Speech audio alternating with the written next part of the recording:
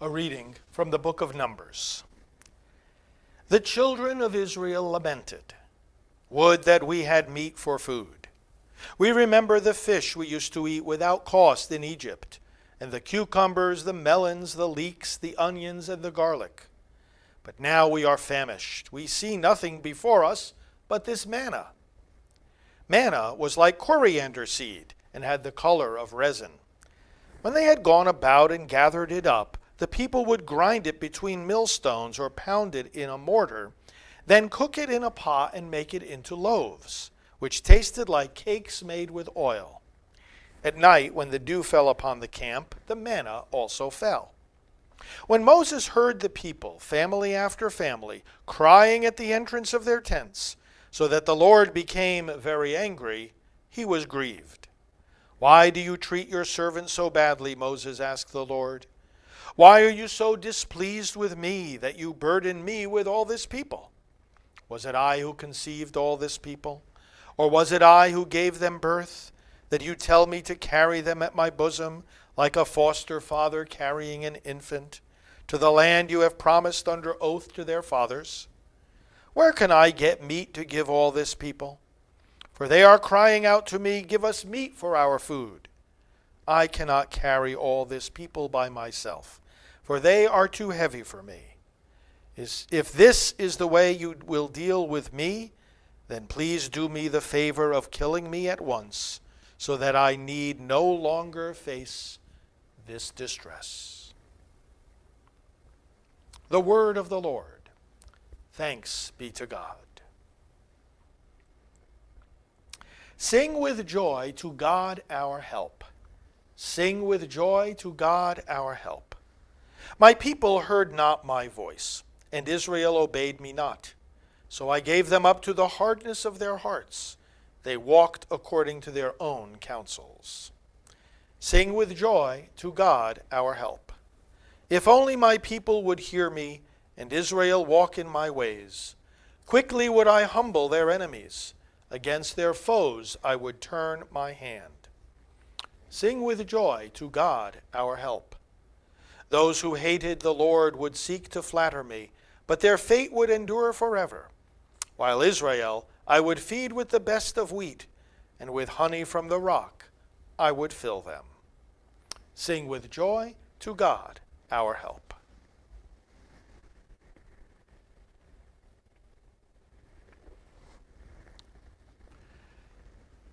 The Lord be with you.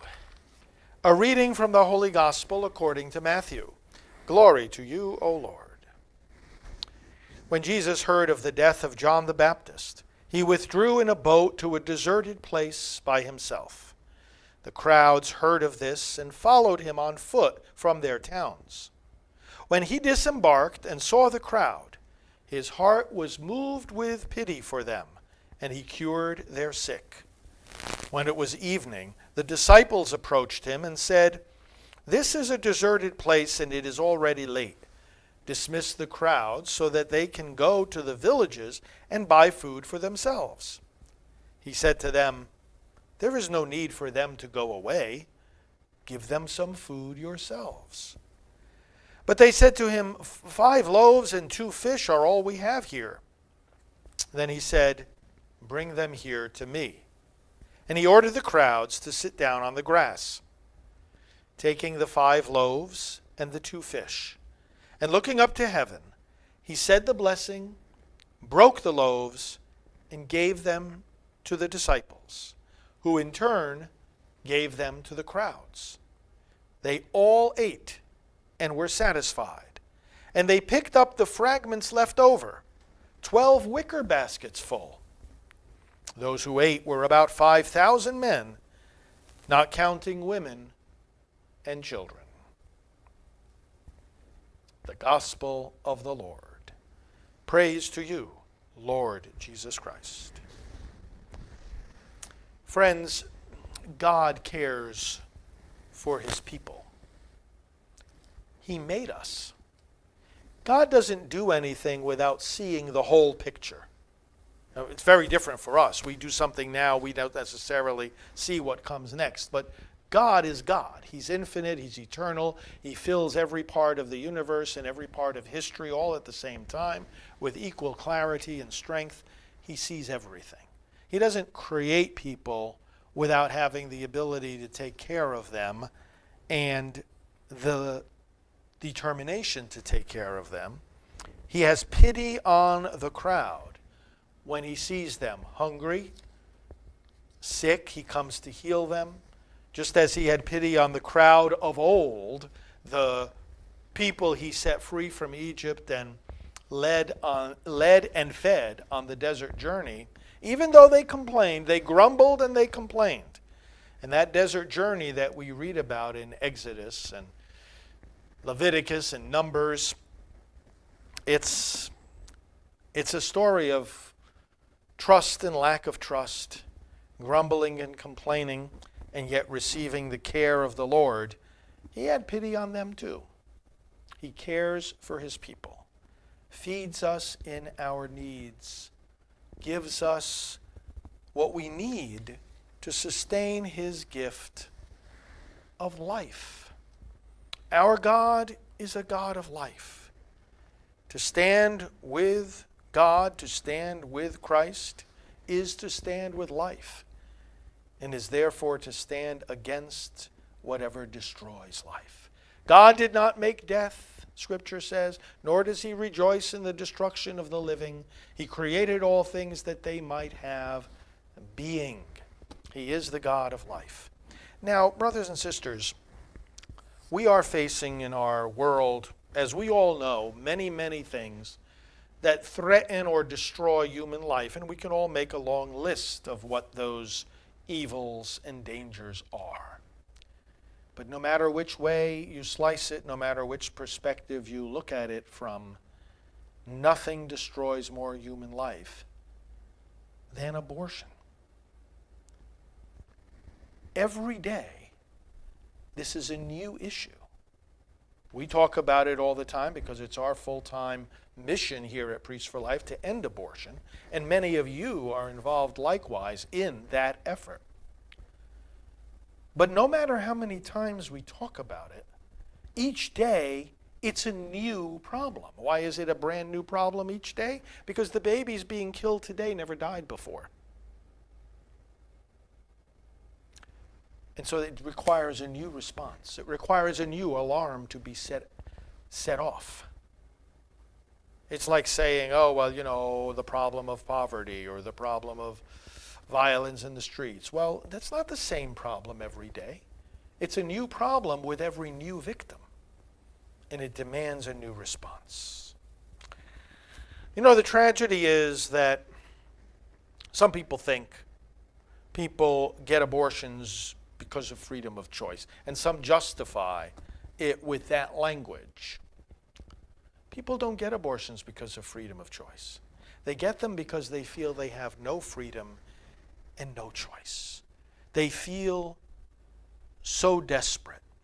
You saw the feeling of desperation there in the first reading, in fact. Moses saying to the Lord, well, take my life if it's going to be like this.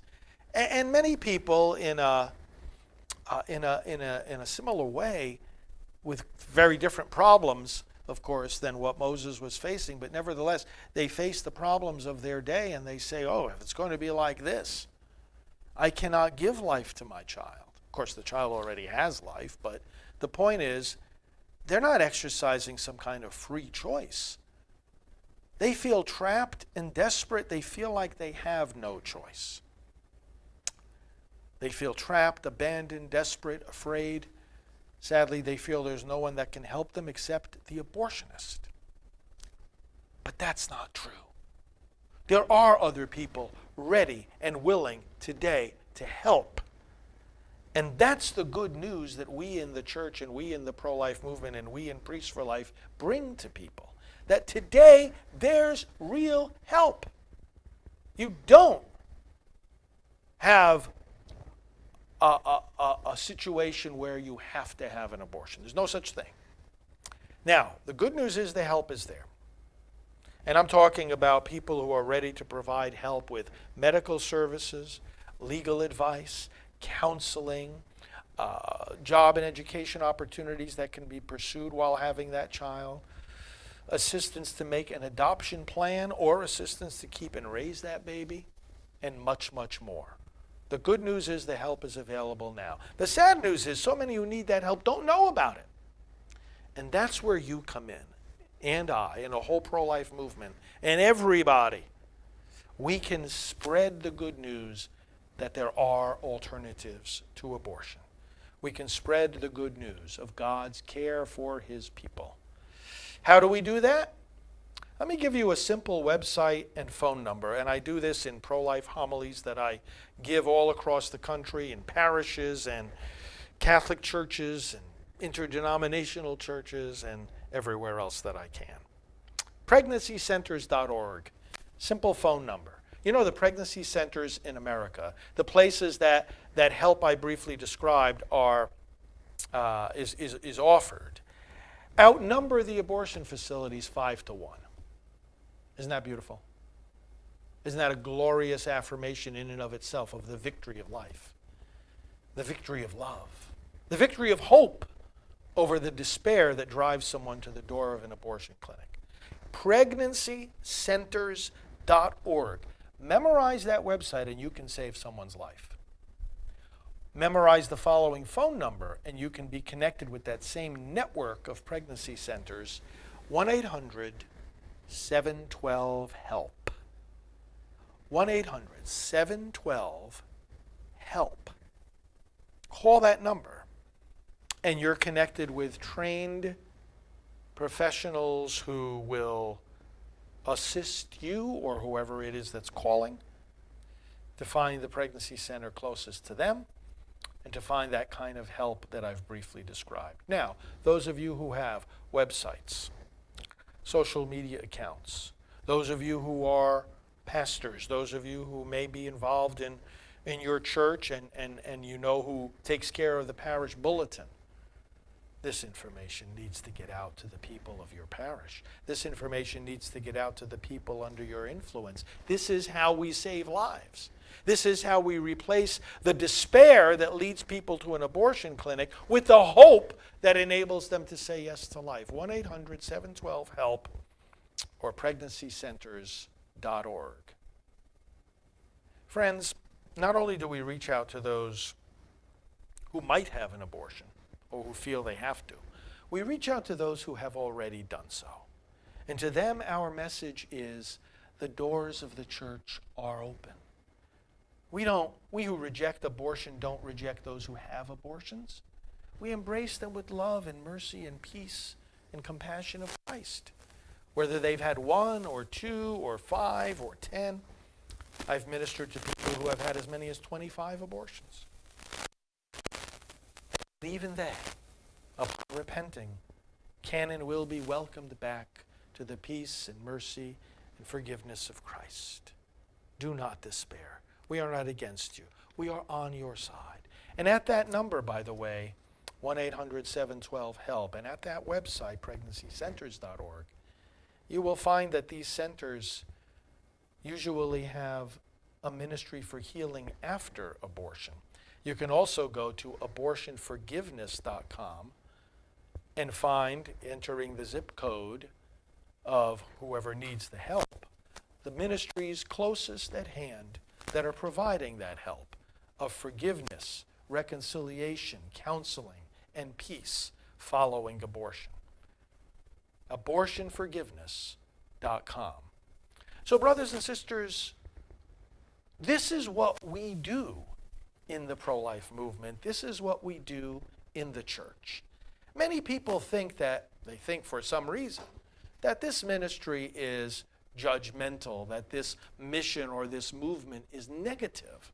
But no, we are reaching out with the positive help that we can provide in the name of the Lord, who says the simple words, I am with you. When he comes to save the world, I am with you. When he asks his people to take care of one another in his name, I am with you overcomes the isolation that increases the temptation to abort. The isolation that the people felt in the first reading here in the in the desert, or that they felt also in the gospel reading today when Jesus looked at them and had pity. And he showed them that he was with them. He didn't want to send them away. He didn't want to send them away, go find food in the villages. You're on your own. Jesus doesn't say you're on your own. He says, I am with you.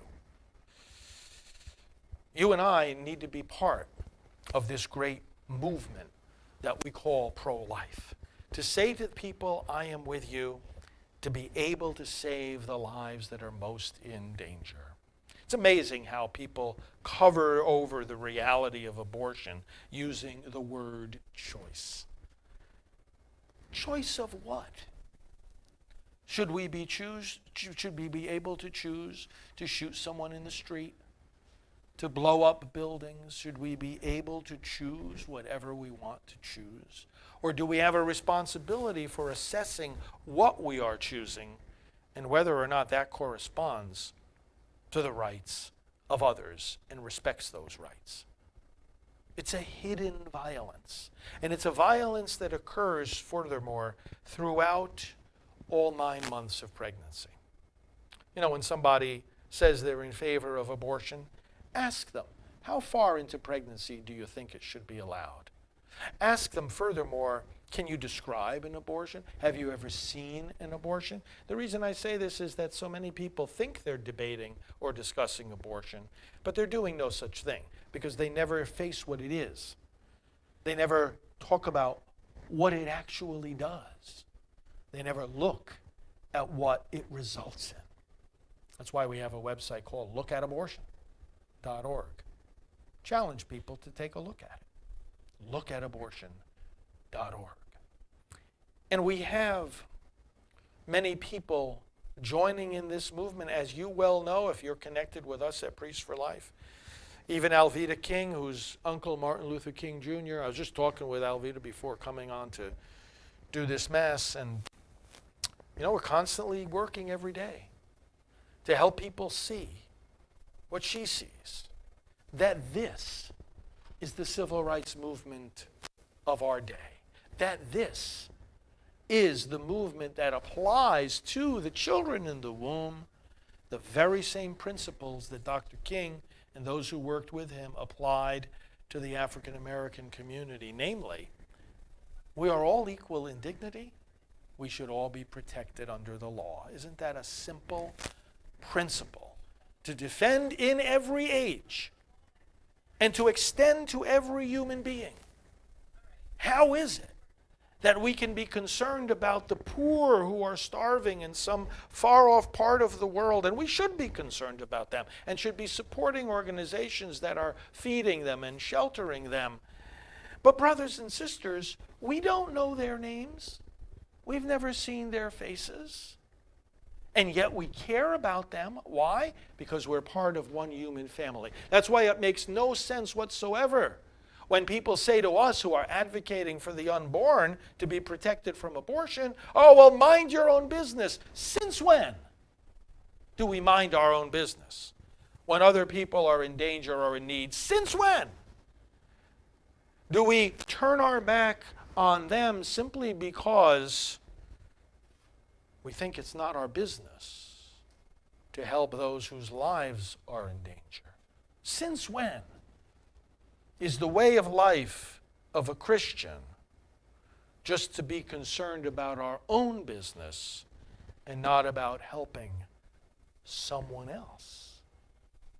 If we think that we have a duty, and we do, to help complete strangers who may be victims of poverty or war or terrorism or earthquake or tsunami or whatever natural disasters or man-made disasters are threatening their lives, if we know that we have to help these people, what on earth gives us the right to exclude those children in danger of that violence that takes more life than any earthquake or war or famine or act of terrorism that the world has ever faced?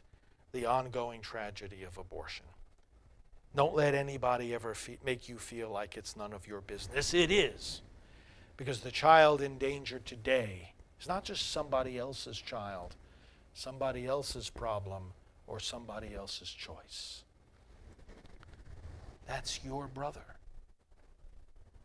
your sister. Hear his and her voices today. And listen to their voices as described by a 9-year-old girl in a letter she wrote on behalf of the unborn child. She said, "Dear Christians, I very much looked forward to my life in this world. I wanted to have dolls, ride a bike, go to the circus and see the zoo. I wanted to celebrate Christmas and receive Jesus in Holy Communion. I'm very sad I never got to do any of these things. My mother did not let me be born. But I just have one question. Why didn't any of you help me? I wish you had, but no one heard my crying voice." From an unborn baby. My friends, you and I have heard those crying voices. I am confident today that we will respond.